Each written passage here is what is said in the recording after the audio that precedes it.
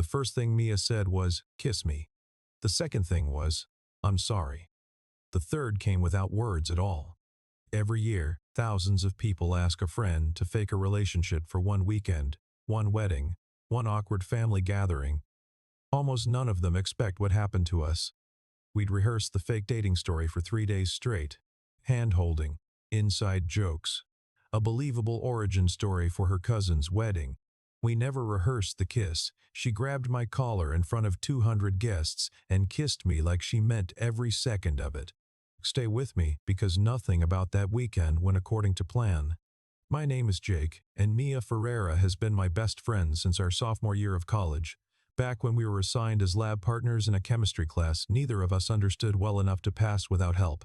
8 years of friendship followed that shared confusion over molar concentrations. Roommates briefly after graduation, splitting a cramped 2-bedroom apartment until our lives pulled us toward different jobs in different parts of the city. Dating other people over those years, occasionally overlapping our respective relationships with group dinners and awkward double dates. Breaking up with those people too, always ending up back in the same coffee shop, debriefing the wreckage over lattes. Somewhere in those 8 years, Mia became the person I called first, with good news and bad news equally. The person whose opinion mattered more than almost anyone else's in my life. There was a worn beaded friendship bracelet she'd made us both freshman year sitting in my desk drawer that I'd never been able to throw away. And I'd never examined why. Some friendships work precisely because you don't poke at the foundation too hard. 3 weeks before her cousin Elena's wedding, Mia called sounding more stressed than I'd heard her in years. "I need a massive favor," she said, without preamble. "What kind of favor?" "The kind where I need you to pretend to be my boyfriend for an entire wedding weekend." Laughter came first, assuming she was joking. She wasn't. "Derek's going to be there," she explained. "My ex-fiancé, bringing his new girlfriend, apparently some yoga instructor named Brooke, who has, according to my mother, found her purpose. My entire extended family has spent the last year asking why I'm still single, implying pretty directly that something's wrong with me since Derek moved on so easily. Saying no immediately would have been the sensible choice, but I found myself agreeing before I'd fully considered why the idea made my chest feel strange. "You want me to fake date you for an entire weekend?" I asked, still processing the request. "You're the only person I trust enough for this," Mia said. "Anyone else would either take it too seriously or accidentally blow our cover by seeming obviously platonic." "What makes you think I won't seem obviously platonic?" A brief pause on the line. "Because you're my best friend, and best friends can act like they're comfortable with someone without it feeling forced." Something in that explanation had a crack in the logic that revealed more than she intended.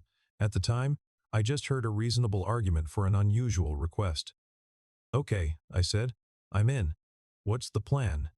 Over the following 3 weeks, we constructed our fake relationship with the meticulous detail of people building an actual legal case. A fictional timeline established.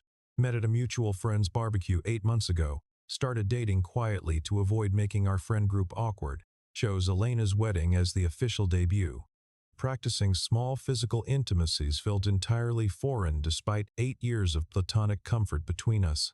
Hand-holding during a trial dinner at my apartment felt oddly formal. Both of us hyper-aware of the choreography rather than settling into something natural. "This feels weird," Mia admitted, after our third attempt at looking convincingly couple-like while ordering takeout. "Which part specifically?" I asked. "All of it," she said. "Which is strange, because you're literally my most comfortable person. Don't understand why holding your hand feels like performing a play I haven't fully memorized." No good answer came to me either, though something about her observation lodged uncomfortably in my chest. Driving to Elena's wedding venue 3 days before the ceremony, we were fully committed to a lie that felt increasingly complicated the closer we got. The wedding took place at a renovated vineyard estate outside the city, the kind of sprawling property with manicured gardens and a converted barn that photographed beautifully. Mia's extended family had rented out most of the surrounding guest cottages, creating a weekend of forced proximity between people who hadn't seen each other in years. Arriving Thursday afternoon, we were immediately thrown into a whirlwind of rehearsal dinners, family brunches, and increasingly probing questions from relatives eager to evaluate this new boyfriend everyone had been hearing about. "So, Jake," Mia's Aunt Carol said, cornering us near the welcome table, How long have you two actually been together? Mia's been suspiciously vague about details. 8 months, I said, reciting our rehearsed timeline. Started at a mutual friend's barbecue. And you kept it quiet, why exactly? Mia jumped in smoothly. Wanted to make sure it was real before going public. Didn't want to jinx anything. Aunt Carol studied us both with the particular scrutiny of someone determined not to get burned by false hope again. Well, she said finally, you two certainly look comfortable together. Comfortable was precisely what we've been struggling to convincingly perform. Friday evening brought the rehearsal dinner, smaller than Saturday's ceremony but still populated with enough Ferreira relatives to make our fake relationship feel like a marathon rather than a sprint. Parts of the pretense genuinely surprised me with how naturally they came. Resting my hand on the small of Mia's back while navigating the crowded reception hall, refilling her wineglass without being asked, the kind of attentive small behaviors that apparently read as convincing boyfriend material to everyone watching. You're better at this than I expected, Mia whispered during a lull in family conversation. Should I be offended by that? No, she said, smiling slightly. It's a compliment. Just didn't realize how attentive you actually are. I knew you were a good friend, but this is different. Maybe I've been paying attention this whole time, I said, aiming for lightness. Just never had a reason to demonstrate it this specifically before. Her expression shifted into something more serious than the joke deserved. Jake, she started, then stopped herself, reconsidering whatever she'd been about to say. What? Nothing, she said. Just processing this weird situation we've created for ourselves. A deflection that should have registered as more significant than I let it. Instead, the moment passed, both of us returning to our performance without examining the strange current running beneath our friendship's familiar surface. Saturday morning arrived with the particular chaos that precedes any major wedding, bridesmaids rushing between hair appointments and last-minute alterations, while groomsmen located misplaced cufflinks and rented tuxedo jackets. Serving as a bridesmaid for Elena, Mia disappeared for most of the morning into wedding preparation logistics, leaving me to navigate breakfast alone at the main lodge. You seem quieter than yesterday, Mia's mother, Patricia, observed, settling into the seat across from me with her own plate of breakfast pastries. Everything all right between you and Mia? Everything's fine, I said. Perhaps too quickly. Just processing a lot of new family faces. Patricia studied me with the same assessing quality I'd noticed in Aunt Carol, though her expression carried more genuine warmth underneath the scrutiny. Can I tell you something? She said. Mia's been different since you two started dating. Lighter, somehow. More like the version of herself she was before Derek. Unexpected weight landed in those words. Different how specifically? She laughs more easily, Patricia said. Seems less guarded. Whatever you're doing differently than Derek did, keep doing it. Long after Patricia moved on to greet other relatives, that observation sat with me. Uncertain how to process praise for a relationship that technically didn't exist yet, somehow produced genuine changes in Mia's demeanor. Was Mia's lightness actually about our fake relationship, or was something else entirely responsible for whatever shift her mother had noticed? The answer arrived by accident that afternoon. Walking past the bridal suite cottage to retrieve a forgotten phone charger, I heard Mia's voice through a partially open window, clearly mid-conversation with someone, her tone carrying an intensity I recognized but couldn't place. I know it's insane, Sophie, Mia was saying, apparently to her sister on speakerphone. I know pretending to date your best friend for a wedding is exactly the kind of thing that ends badly. Frozen near the cottage's exterior wall, I stood unable to make myself walk past without hearing more. The problem, Mia continued, her voice tightening, is that none of it actually feels like pretending anymore. Not the hand-holding, not the compliments, none of it. She said it out loud. Finally, I keep having to remind myself this isn't real, and every time I do, some part of me feels genuinely disappointed by that reminder. My chest tightened, listening to words clearly not meant for my ears. I've liked him for years, Sophie, Mia admitted, her voice dropping lower. Since maybe the second year we knew each other, if I'm being completely honest with myself. Just never said anything because losing him as a friend felt like a risk I couldn't survive if things went wrong. Everything I thought I understood about the past 3 days shifted completely in that moment. So what happens after this weekend? Sophie's voice came through the speaker. You go back to just being friends, pretending none of this happened. I don't know, Mia said, sounding genuinely lost. Jake's never given me any indication he feels the same way. This whole performance has probably just been him doing a favor as a friend, nothing more. Walking away quietly before she could discover I'd overheard anything, my mind raced through years of friendship, searching for moments I'd perhaps misread or underappreciated. The ceremony passed in a blur of vows and tearful family reactions, Elena and her new husband exchanging promises under the vineyard's late afternoon light, while I sat beside Mia, processing information that fundamentally reshaped how I understood everything we built across 8 years. You okay? Mia whispered at one point during the ceremony, noticing my distraction. You seem somewhere else. Just thinking, I said, unable to fully articulate what occupied my thoughts. Into the reception, that distraction followed me, all the way to a moment neither of us had planned for, one that would reveal exactly how much genuine feeling existed beneath our carefully constructed fake relationship. The reception unfolded in the converted barn, string lights strung between exposed wooden beams, tables arranged around a dance floor where Elena and her husband shared their first dance, while 200 guests watched with the emotional openness weddings tend to produce in even the most reserved attendees. Derek arrived partway through cocktail hour, his new girlfriend Brooke beside him, both of them radiating the kind of aggressive happiness that suggested performance rather than genuine ease. Mia, Derek said, approaching our table with Brooke trailing slightly behind him. You look great. This must be Jake. Good to meet you, I said, extending a handshake I didn't particularly want to offer. Derek's grip carried more competitive energy than the greeting warranted. Mia mentioned you two started dating recently. Funny how things work out. Isn't it, Mia said, her tone carrying an edge I rarely heard from her. Brooke, sensing tension she didn't fully understand, offered a bright smile. You two seem really happy together. How long have you been dating? 8 months, Mia said, reciting our rehearsed timeline with more conviction than the lie probably deserved. Derek studied us both with visible skepticism. Funny, Mia never mentioned you during any of our conversations before the divorce finalized. We didn't want to complicate things, I said, jumping into the rehearsed narrative. Mia wanted to keep it private until she felt ready. His expression suggested he wasn't fully convinced, though he apparently lacked sufficient evidence to challenge the story directly. Derek's skepticism resurfaced during the reception's toast portion, when Elena's father called for the entire wedding party to gather near the dance floor for photographs. Couples together, the photographer announced. Let's get some candid shots before the formal ones. Mia and I stood together near the edge of the group, her hand automatically finding mine, the gesture feeling less rehearsed than it had 3 days earlier. Give me something natural, the photographer called out. Look at each other, not the camera, pretend I'm not even here. Around us, other couples fell into easy, unguarded poses built on actual foundation rather than elaborate performance.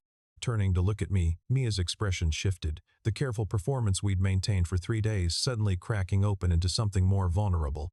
Jake, she said quietly, just loud enough for me to hear over the ambient reception noise. Can I tell you something, always? She hesitated, glancing briefly at the photographer, then back at me. Need you to know something, regardless of what happens after this.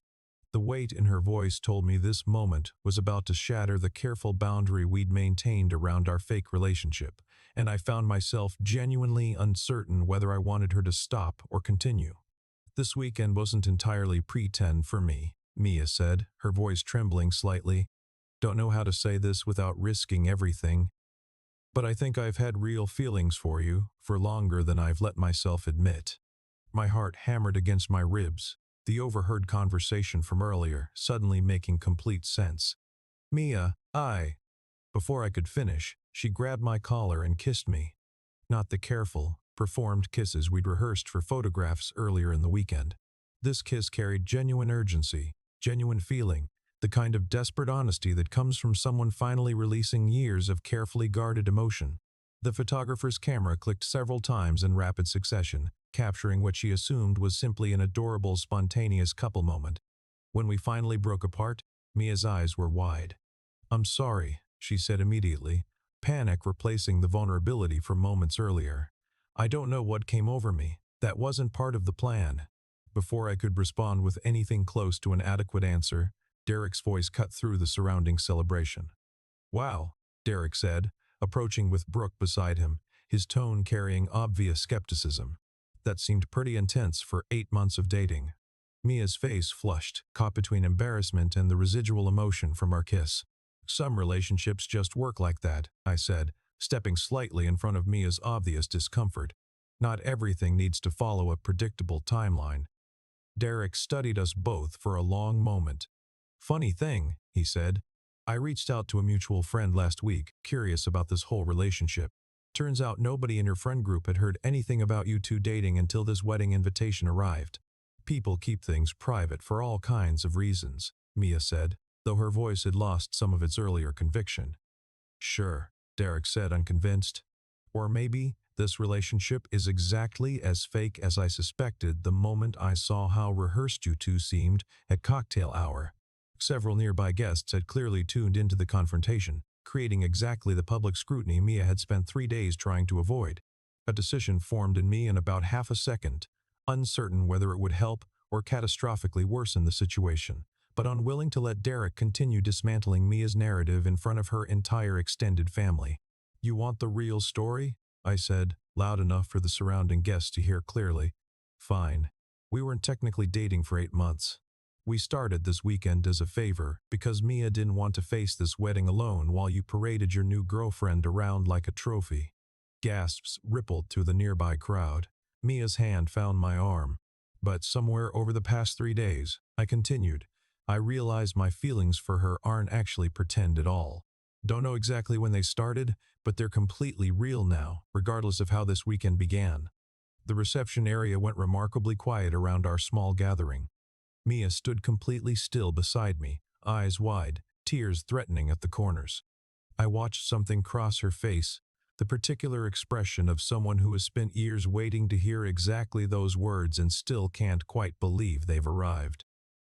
Derek's mouth opened once, then closed. Whatever response he prepared for had clearly not been this one. Without further comment, he retreated with Brooke toward the bar, muttering something about needing a fresh drink. The surrounding guests, initially drawn by potential scandal, offered quiet applause as the tension dissolved into something warmer. You heard my conversation with Sophie, Mia said finally, just between us. I did, I admitted. I wasn't trying to eavesdrop, just couldn't make myself walk away once I realized what you were saying. Mia's mother, Patricia, appeared at our side a few minutes later, her expression carrying more amusement than the situation probably warranted. Well, she said, that was certainly more dramatic than I expected from a simple family wedding. Mom, Mia said, clearly bracing for judgment. I'm sorry we lied about the timeline. Patricia waved off the apology with practiced grace. Sweetheart, I've known you were pretending since approximately the moment you two walked in Thursday afternoon. You've never been able to successfully lie to me about anything important. You knew? Mia asked, clearly surprised. Of course I knew, Patricia said. But I also watched how genuinely happy you seemed this weekend, fake relationship or not. Whatever just happened here seems considerably more real than the story you initially told me. The remainder of the reception passed in a strange, heightened atmosphere, Mia and I navigating genuine unrehearsed conversation for the first time all weekend, no longer performing a relationship, but rather cautiously exploring whatever had just been revealed between us. Can we talk somewhere quieter? Mia asked once the dance floor crowd had thinned. A relatively secluded spot near the vineyard's edge, string lights from the reception barn casting a soft glow across the darkening rows of grapevines. How long have you actually felt this way? I asked. Mia considered the question seriously. Sometime during our second year of friendship, though I didn't fully recognize it as romantic feeling until much later. Every guy I dated, I'd compare them to you. It never worked in their favor. Why didn't you ever say anything? 8 years of careful silence. And the real reason for it came out in the vineyard's quiet, far from the crowd still celebrating behind us. The risk felt too enormous, Mia admitted. You're not just some guy I dated and lost. You're my best friend. If I told you how I felt and you didn't feel the same way, I wouldn't just lose a potential relationship. I'd lose the most important friendship in my life. Understand that fear completely, I said. Some part of me has been protecting myself the same way. Every time I noticed something that felt like more than friendship, I talked myself out of examining it too closely. When did you first notice something? Mia asked, looking back through years of memories, searching for the earliest, honest moment. During a breakup with Marcus, back in our third year of friendship. Watching you cry about that relationship ending, I felt something that wasn't just protective friend energy. It felt more like jealousy, actually, that he'd gotten to have something with you that I wanted for myself. Mia's eyes widened slightly. That was 5 years ago. I know, I said, apparently sitting on this feeling longer than either of us realized. What do we do now? Mia asked. Can't exactly go back to being just friends after what happened tonight in front of my entire extended family. Do you want to go back to just friends? I asked carefully. No, she said immediately. Not at all. Just don't know how to navigate this without it feeling reckless, given everything we're risking. Same way we navigate everything else, I said slowly. Honestly, carefully, and together. A smile crossed her expression, warm and relieved simultaneously. Can I ask you something else? She said. Anything. When did you decide to tell Derek the truth? That felt like an enormous risk. Made the decision in about half a second, I admitted. Saw him trying to publicly humiliate you, and something in me just refused to let that happen. Protecting you mattered more than protecting the fake relationship story. That's either incredibly romantic or completely reckless, Mia said. Probably both, I said.